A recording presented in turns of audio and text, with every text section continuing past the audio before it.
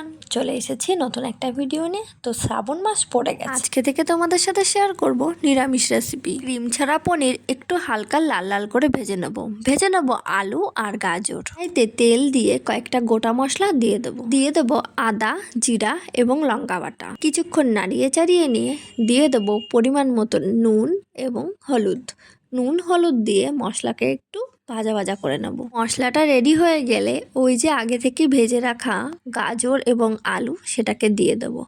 দিয়ে এটাকে প্রায় 10 মিনিট ধরে কষাতে হবে। কড়াইটাকে তোমরা ইগনোর করো, এই কড়াইটা হলো আমার বরের ব্যাচেলার জীবনের। তো স্বাদ পরিবর্তন করার জন্য অল্প পরিমাণ চিনি দিয়ে দেব।